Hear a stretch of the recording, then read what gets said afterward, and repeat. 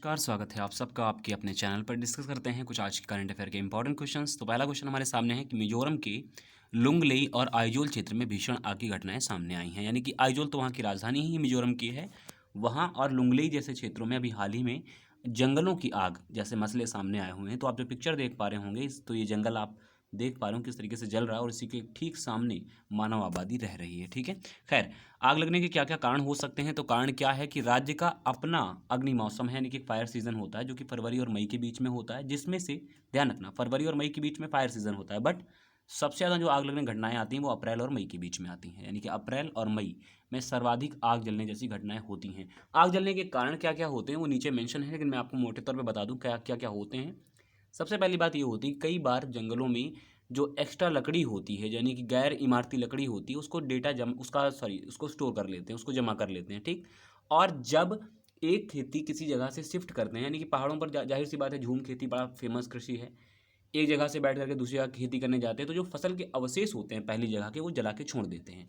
इससे जो रखी हुई लकड़ी होती है, कहीं ना कहीं आग वहाँ जाती है जंगलों में, और वो सूखी लकड़ी जलती है और इससे भीषण जंगल की आग फैल जाती है। ठीक है, जंगल में आग लगने की घटना बड़ा फेमस रहती है। अभी अभी हाल ही अभी आपने देखा होगा ब्राज़ील के जो अमेजन जंगल थे वो जल रहे थे, तब कहा जाता था कि पृथ्वी के फेफड़ों में आग लग गई है। क्यों? क्योंकि सबसे ज़्यादा ऑक्सीजन वहीं के जंगलों से ही आती है। राइट, ध्यान रखना इसी बात को लेकर के। तो ये पहला क्वेश्चन इंपॉर्टेंट था आप सबके लिए, ध्यान रखिएगा। ठीक, चलिए अगला क्वेश्चन कह रहा है कि भारतीय रिजर्व बैंक ने हाल ही में अप्रैल 2021 के महीने के लिए अर्थव्यवस्था की स्थिति पर रिपोर्ट जारी करी है। तो अप्रैल 2021 में क्या क्या स्थिति रहेंगी वो उसके बारे में बताया है। क्या कि कोविड-19 पुनरुत्थान के कारण मुद्रास्फीति का दबाव आ सकता है, यानी कि मुद्रा की जो स्फीति दर है उसमें दबाव आ सकता है, पहली चीज़।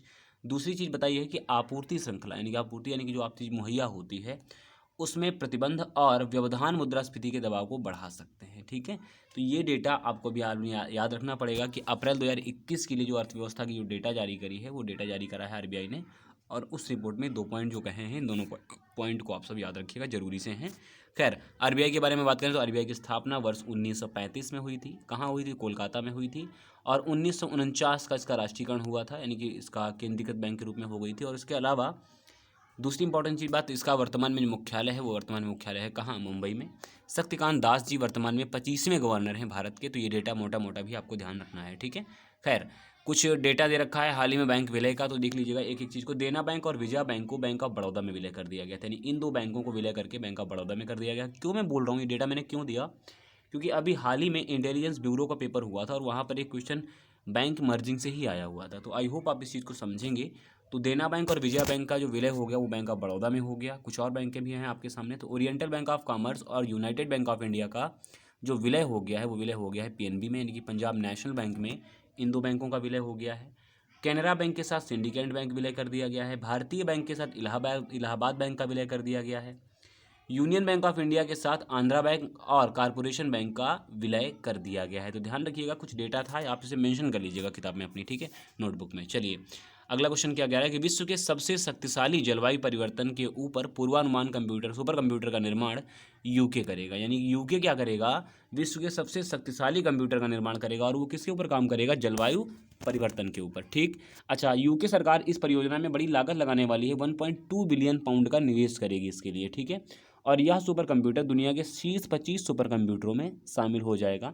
ब्रिटेन मौसम कार्यालय और माइक्रोसॉफ्ट मिलकर के इस सुपर कंप्यूटर के निर्माण कार्य के लिए काम कर रहे हैं। तो आपसे अगर पूछता है कि बताइए कौन सी अन्य इकाई है जो इसके लिए काम करेगी, तो आपका उत्तर होगा माइक्रोसॉफ्ट। राइट, कितना निवेश होगा? तो आपका उत्तर होगा। अच्छा, एक इंपॉर्टेंट बात बता दे रहा हूँ आपको कि भारत का वर्तमान में सबसे सबसे तेज सुपर कंप्यूटर का क्या नाम है? तो उसका नाम है परम सिद्धि। ठीक है, परम सिद्धि, ध्यान रखना, ये परम सीरीज चलती रहती है अलग अलग तरीके। ठीक है, तो परम सिद्धि भारत का सबसे तेज सुपर कंप्यूटर है, और जब ये बन जाएगा तो ये दुनिया का 25 सुपर कंप्यूटर जो फास्टेस्ट हैं उनमें शामिल भी हो जाएगा, जो जलवायु परिवर्तन के ऊपर बनने वाला कंप्यूटर है। कौन बना रहा है? तो यूके बना रहा है। ठीक है, ध्यान रखना इतनी सी बात। चलिए, भारत सरकार ने हाल ही में म्यांमार पर आसियान पहल का स्वागत करा है।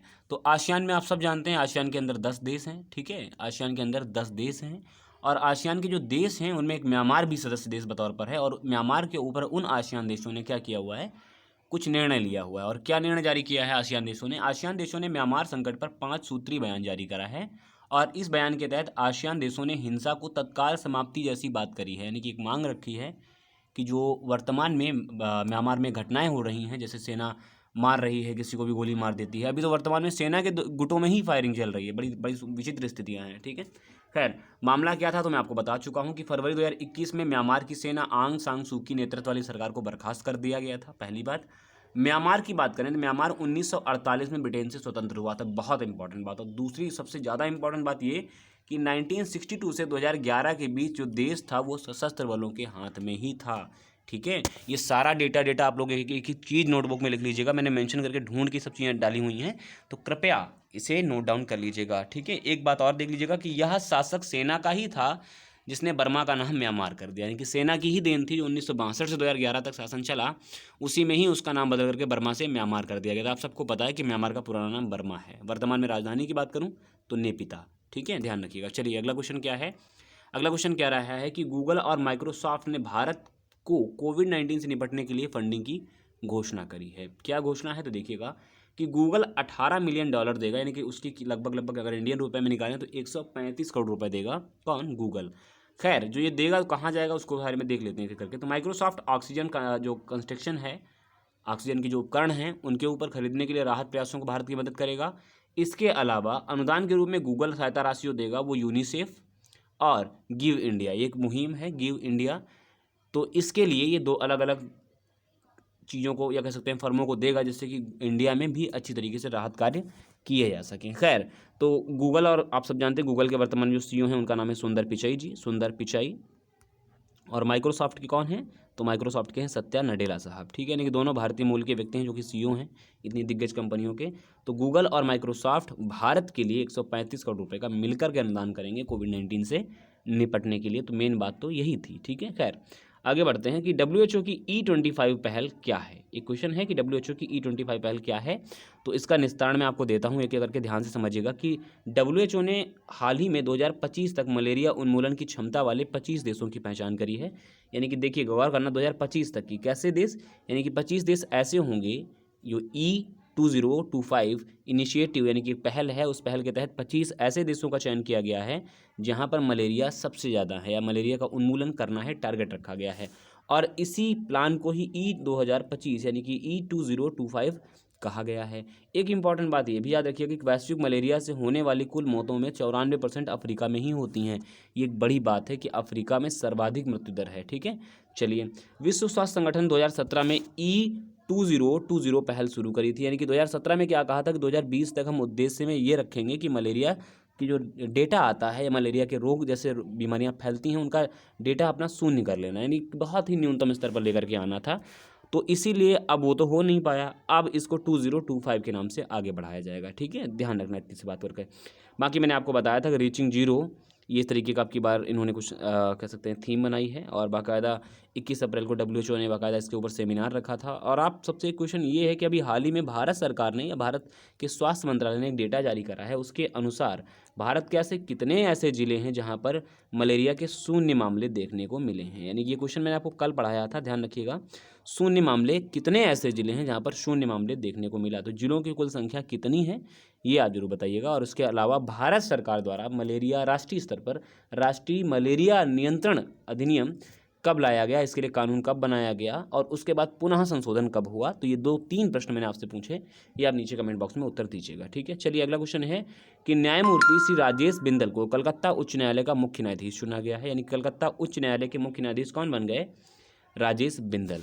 राष्ट्रपति ने संविधान के अनुच्छेद 223 में निहित अधिकारों का प्रयोग करते हुए कलकत्ता उच्च न्यायालय के वरिष्ठतम न्यायमूर्ति श्री राजेश बिंदल को कलकत्ता उच्च न्यायालय का मुख्य न्यायाधीश नियुक्त किया है। ठीक है, और अभी अभी आपको मैंने पढ़ाया होगा कि हाल ही में देश के नए सर्वोच्च न्यायालय के जो मुख्य न्यायाधीश हैं उनका क्या नाम है? N V Raman. ये ध्यान रखना। अच्छा, ये जरूर ध्यान रखना कि किस क्रम के हैं, अगर आपको आता हो तो नीचे जरूर बताइएगा कि एन वी रमन वर्तमान में किस क्रम के हमारे यहाँ पर मुख्य न्यायाधीश बने हैं। ठीक है, चलिए खैर अगला क्वेश्चन ये है कि झुरोंग चीन का पहला मंगल रोवर होगा। तो ये आप जो पिक्चर देख पा रहे होंगे यही मंगल रोवर होगा चाइना का, झुरोंग। अच्छा, झुरोंग का मतलब होता क्या है? तो झुरोंग का मतलब होता है चाइना में अग्निदेवता का नाम होता है झुरोंग, और उसी के नाम पर मंगल रोवर का नाम क्या रखा हुआ है? अग्निदेवता के नाम पर झुरोंग रखा हुआ है। खैर फरवरी 2021 में यह मंगल की कक्षा में पहुंचा था। यानी कि मंगल की जो मान लेते हैं मंगल ये है और इसकी जो आसपास की जो कक्षा थी इस कक्षा में पहुंचा था फरवरी 2021 में। इसके अलावा मई 2021 में यानी कि अगले महीने में ये मंगल ग्रह पर भी क्या करेगा, लैंड कर जाएगा। यानी कि देखने वाली बात तो यही रहेगी कि यानी कि झुरोंग नाम का जो हमारा रोवर था ये पहले कब पहुंचा, तो ये भाई साहब फरवरी 2021 में मंगल की कक्षा में पहुंच गया इस क्षेत्र में। और इस क्षेत्र में यानी कि मंगल ग्रह के ऊपर कब पहुंचेगा, तो ये मई में पहुंचेगा। तो ये डेटा आप लोग ध्यान रखिएगा। झुरोंग का जो वजन है इसका वजन है आपका 240 किलोग्राम, जो कि मैंने मेंशन कर रखा हुआ है। इसके अलावा यह सौर संचालित होगा, यानी कि सौर ऊर्जा द्वारा इसकी जो प्लेटें होंगी आसपास जो बांधी जाएंगी वो सूर्य से ही ऊर्जा प्राप्त कर पाएंगी। मंगल ग्रह के 2 ही उपग्रह हैं, फोबोस और डिमोस, दोनों चीज़ें ध्यान रखिएगा। खैर कुछ और बातें आपको मैं बता दे रहा हूँ इसी से रिलेटेड कि तियानवेन फर्स्ट का मुख्य उद्देश्य जो है अभी आपको मैंने बता चुका हूँ सारी बातें, परसेवरेंशन सारी बातें। खैर तियानवेन फर्स्ट का मुख्य उद्देश्य ये है कि मंगल ग्रह की सतह का विश्लेषण करना, मानचित्रण करना और बर्फ और पानी की खोज भी करना, जलवायु व सतह के वातावरण का अध्ययन करना। जिससे पहले जो तियानवेन भेजा है चाइना ने अभी हाल ही में भेजा है, ध्यान रखना, इसे जुलाई 2020 में लॉन्च किया गया था और अभी पहुंचा है। ठीक है। खैर 2020 में मंगल ग्रह पर भेजे गए 3 अंतरिक्ष कार्यों में से यह दूसरा था, यानी कि सेकंड था। इससे पहले संयुक्त अरब अमीरात ने होप भेजा था, hope mission, HOPE hope mission. ठीक है। इसके अलावा अमेरिका द्वारा मंगल ग्रह पर 2020 में ही परसेवरेंस भेजा गया था, इसे परसेवेंशन कहते हैं अभी हाल ही में। इंजनिटी इसी का ही हिस्सा था, तो ये मैं आपको पढ़ा चुका हूँ। ठीक है। तो यहाँ पर मंगल ग्रह के लिए 2020 में कुल 3 मिशन थे। कौन कौन से, तो पहला आपने पढ़ा झुरोंग, दूसरा आपका होप ऑर्बिटर और तीसरा परसेवरेंस। सारे अलग अलग देश हैं, अलग अलग देशों के नाम जरूर ध्यान रखिएगा। खैर अपना जो मॉम मिशन था वो 2013 में गया नवंबर माह में, और सितंबर 2014 में यह मंगल के ग्रह पर उतर चुका था। और दुनिया में सबसे सस्ता ऐसा कार्यक्रम लॉन्च करने वाला भारत पहला देश था। ठीक है। खैर अगला क्वेश्चन क्या है कि क्लो झाओ सर्वश्रेष्ठ निर्देशन का ऑस्कर जीतने वाली पहली एशियाई महिला बनी। तो ये बड़ा इंपॉर्टेंट क्वेश्चन होने वाला है कि पहली एशियाई महिला कौन है जिन्हें ऑस्कर में सर्वश्रेष्ठ डायरेक्शन के लिए पुरस्कार मिला हुआ है, और कौन सी फिल्म के लिए, तो उनका नाम है क्लो झाओ और फिल्म का नाम है नोमैडलैंड। तो ये ध्यान रखना, नोमैडलैंड नाम की जो फिल्म है इसी को ही अभी हाल ही में सर्वश्रेष्ठ निर्देशक का पुरस्कार जीता हुआ एक महिला को मिला हुआ है इसी फिल्म के निर्देशन के लिए। उनका नाम है क्लो झाओ। असल में क्या है क्या नहीं है तो मैं आपको बताऊँ। ये चीन मूल की हैं, बेसिकली इनके बारे में थोड़ा सा देख लीजिएगा। ये जो पिक्चर आपको दिखाई दे रही है ये महिला वही हैं जिनको अभी हाल ही में बात कर रहे हैं हम। ठीक है। खैर तो झाओ का जो जन्म हुआ था वो चाइना में हुआ था, और इसीलिए क्या कहा जा रहा है कि पहली एशियाई। ठीक है। और उन्होंने लंदन के एक बोर्डिंग स्कूल में पढ़ाई करी थी। उनकी पहली जो फिल्म थी वो फिल्म का नाम था सॉन्ग माई ब्रदर्स टॉट मी। खैर नोमैडलैंड ने सर्वश्रेष्ठ निर्देशन, सर्वश्रेष्ठ फिल्म और सर्वश्रेष्ठ अभिनेत्री के 3 पुरस्कार जीते हैं। यह फिल्म एक महिला के बारे में है जो अपने पति के मरने के बाद शहर को छोड़ देती है, और एकमात्र उद्योग बंद हो जाने के बाद वह बेघर हो जाती है, और फिर वह एक वैन में रहती है और अमेरिका में घूमती रहती है। खैर ये तो बात हो गई नोमैडलैंड की। इतनी बात ध्यान रखना कि कौन महिला है और क्या क्या है। ठीक है। ऑस्कर में अगर मैं भारत की बात करूँ तो ये महिला जो आपको दिखाई दे रही है इनका नाम है भानु अथैया। इन्होंने 1982 में ऑस्कर पुरस्कार जीता था, और ये पहली बार ऐसा था कि पहली भारतीय थी जिन्हें 1982 में ऑस्कर मिला था। और उनकी सर्वश्रेष्ठ फिल्म जो फिल्म थी इसके लिए मिला था वो गांधी, और किस लिए मिला था, तो कॉस्ट्यूम डिज़ाइन करने के लिए मिला हुआ था। यानी गांधी जी की जो कॉस्ट्यूम डिज़ाइन था उसके लिए यह ऑस्कर दिया गया था। अच्छा चलिए अगला क्वेश्चन ये है कि भारत में बनारस घराने के प्रसिद्ध हिंदुस्तानी शास्त्रीय संगीत गायक पंडित राजन मिश्रा का निधन हो गया है। अगर मैं इनके बारे में बात करूं तो ये भारतीय शास्त्रीय गायन की ख्याल शैली, ये पूछ सकता है, ये बड़ा इंपॉर्टेंट क्वेश्चन रहेगा कि कौन सी शैली में गायक थे, तो ख्याल गाते थे। ठीक है। ख्याल एक गान का एक प्रारूप है शास्त्रीय गान का, तो ख्याल गाते थे। उनका नाम क्या था, तो पंडित राजन मिश्रा। और आपसे पूछे कौन से घराने के थे, तो बनारस घराने के थे। ठीक है। इतनी बात आप सब ध्यान रखिएगा। ये जो पिक्चर आप देख पा रहे होंगे ये वाले जो दाईं ओर हैं ये, ठीक है, यही है राजेश जी। ठीक है। पंडित राजेश मिश्रा यही हैं जिनका अभी हाल ही में निधन हो गया है। खैर आगे बढ़ते हैं। इनके बारे में एक फैक्ट और याद रखिएगा क्या कि 2007 में इन्हें कला क्षेत्र में पद्म भूषण पुरस्कार से भी पुरस्कृत किया गया था। यानी कि पद्म भूषण पुरस्कार कब मिला था इनको, तो 2007 में मिला था। ये बात जरूर ध्यान रखिएगा। बाकी क्या क्या है, क्या क्या फैक्ट है, मैंने आपको सारे फैक्ट बता दिए हैं। इतने फैक्ट आप जरूर याद रखिएगा, जरूरी है आपके लिए। ठीक है। आई होप वीडियो सेशन पसंद आया हो। वीडियो अगर अच्छा लगे तो लाइक करें, शेयर करें, कमेंट करें और बने रहे हमारे साथ। नमस्कार।